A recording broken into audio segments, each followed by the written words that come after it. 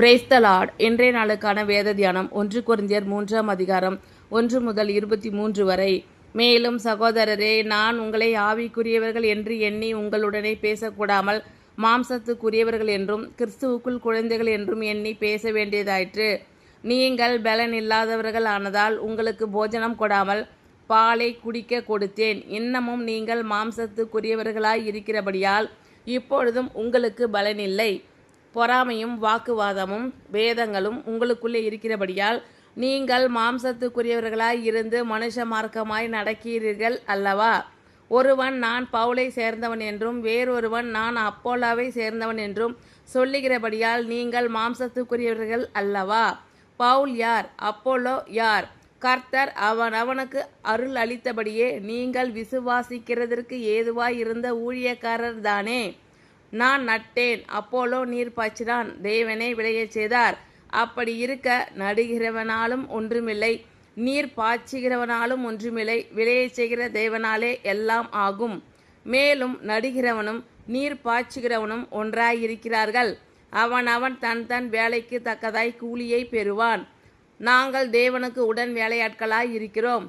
நீங்கள் தேவனுடைய பண்ணையும் தேவனுடைய மாளிகையுமாய் இருக்கிறீர்கள். எனக்கு அளிக்கப்பட்ட தேவ கிருபையின்படியே புத்தியுள்ள சிற்பாசாரியைப் போல அஸ்திபாரம் போட்டேன். வேறொருவன் அதின்மேல் கட்டுகிறான். அவன் தான் அதின்மேல் இன்னவிதமாய் கட்டுகிறான் என்று பார்க்க கடவன். போடப்பட்டிருக்கிற அஸ்திபாரமாகிய இயேசு கிறிஸ்துவை அல்லாமல் வேறே அஸ்திபாரத்தை போட ஒருவனாலும் கூடாது. ஒருவன் அந்த அஸ்திபாரத்தின் மேல் பொன் வெள்ளி விலையேறப்பெற்ற கல் மரம் புல் வைக்கோல் ஆகிய இவைகளை கட்டினால் அவனுடைய வேலைப்பாடு வெளியாகும். நாளானது அதை விளங்க பண்ணும். ஏனெனில் அது அக்கினியினாலே வெளிப்படுத்தப்படும். அவனுடைய வேலைப்பாடு எத்தன்மை உள்ளதென்று அக்கினியானது பரிசோதிக்கும். அதின்மேல் ஒருவன் கட்டினது நிலைத்தால் அவன் கூலியை பெறுவான். ஒருவன் கட்டினது வெந்து போனால் அவன் நஷ்டமடைவான். அவனோ ரட்சிக்கப்படுவான். அதுவும் அக்கினியில் அகப்பட்டு தப்பினது போல் இருக்கும்.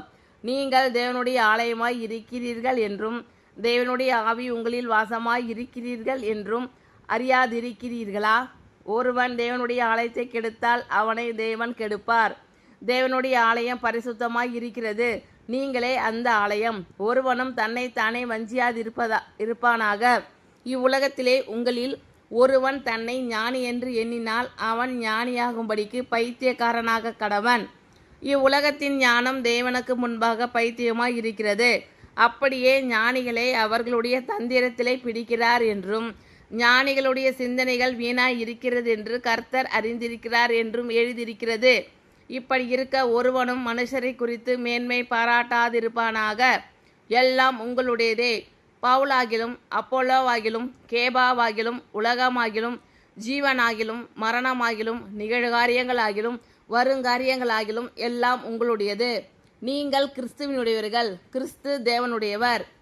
மேலும் சகோதரரே, நான் உங்களை ஆவிக்குரியவர்கள் என்று எண்ணி உங்களுடனே பேசக்கூடாமல் மாம்சத்துக்குரியவர்கள் என்றும் கிறிஸ்துவுக்குள் குழந்தைகள் என்றும் எண்ணி பேச வேண்டியதாயிற்று.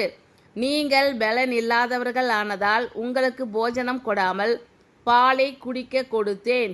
இன்னமும் நீங்கள் மாம்சத்துக்குரியவர்களாய் இருக்கிறபடியால் இப்பொழுதும் உங்களுக்கு பலன் இல்லை. பொறாமையும் வாக்குவாதமும் பேதங்களும் உங்களுக்குள்ளே இருக்கிறபடியால் நீங்கள் மாம்சத்துக்குரியவர்களாய் இருந்து மனுஷ மார்க்கமாய் நடக்கிறீர்கள் அல்லவா?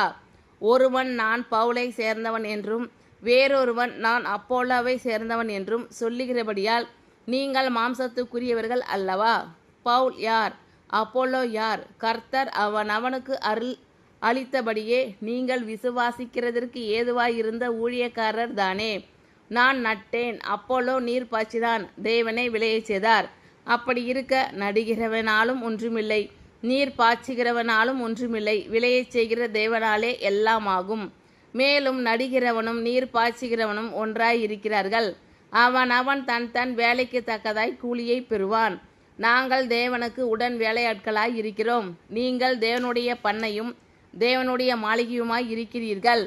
எனக்கு அளிக்கப்பட்ட தேவ கிருபையின்படியே புத்தியுள்ள சிற்பாசாரியைப் போல அஸ்திபாரம் போட்டேன். வேறொருவன் அதின்மேல் கட்டுகிறான். அவன் தான் அதின்மேல் இன்னவிதமாய் கட்டுகிறான் என்று பார்க்க கடவன். போடப்பட்டிருக்கிற அஸ்திபாரமாகிய இயேசு கிறிஸ்துவை அல்லாமல் வேறே அஸ்திபாரத்தை போட ஒருவனாலும் கூடாது. ஒருவன் அந்த அஸ்திபாரத்தின் மேல் பொன் வெள்ளி விலையேறப்பெற்ற கல் மரம் புல் வைக்கோல் ஆகிய இவைகளை கட்டினால் அவனுடைய வேலைப்பாடு வெளியாகும். நாளானது அதை விளங்க பண்ணும். ஏனெனில் அது அக்னியினாலே வெளிப்படுத்தப்படும். அவனுடைய வேலைப்பாடு எத்தன்மை உள்ளதென்று அக்னியானது பரிசோதிக்கும். அதன் மேல் ஒருவன் கட்டினது நிலைத்தால் அவன் கூலியை பெறுவான். ஒருவன் கட்டினது வெந்து போனால் அவன் நஷ்டமடைவான். அவனோ ரட்சிக்கப்படுவான். அதுவும் அக்னியில் அகப்பட்டு தப்பினது போலிருக்கும். நீங்கள் தேவனுடைய ஆலயமாய் இருக்கிறீர்கள் என்றும் தேவனுடைய ஆவி உங்களில் வாசமாய் இருக்கிறார் என்றும் அறியாதிருக்கிறீர்களா? ஒருவன் தேவனுடைய ஆலயத்தை கெடுத்தால் அவனை தேவன் கெடுப்பார். தேவனுடைய ஆலயம் பரிசுத்தமாய் இருக்கிறது. நீங்களே அந்த ஆலயம். ஒருவனும் தன்னைத்தானே வஞ்சியாதிருப்பானாக. இவ்வுலகத்திலே உங்களில் ஒருவன் தன்னை ஞானி என்று எண்ணினால் அவன் ஞானியாகும்படிக்கு பைத்தியக்காரனாக கடவன். இவ்வுலகத்தின் ஞானம் தேவனுக்கு முன்பாக பைத்தியமாய் இருக்கிறது. அப்படியே ஞானிகளை அவர்களுடைய தந்திரத்திலே பிடிக்கிறார் என்றும் ஞானிகளுடைய சிந்தனைகள் வீணாய் இருக்கிறது என்று கர்த்தர் அறிந்திருக்கிறார் என்றும் எழுதியிருக்கிறது. இப்படி இருக்க ஒருவனும் மனுஷரை குறித்து மேன்மை பாராட்டாதிருப்பானாக. எல்லாம் உங்களுடையதே. பவுலாகிலும் அப்பொல்லோவாகிலும் கேபாவாகிலும் உலகமாகிலும் ஜீவனாகிலும் மரணமாகிலும் நிகழ்காரியங்கள் ஆகிலும் வருங்காரியங்களாகிலும் எல்லாம் உங்களுடையது. நீங்கள் கிறிஸ்துனுடையர்கள், கிறிஸ்து தேவனுடையவர். ஆமென். Thank you lord. கர்த்தர் உங்கள் அனைவரையும் ஆசீர்வதிப்பாராக. God bless you all.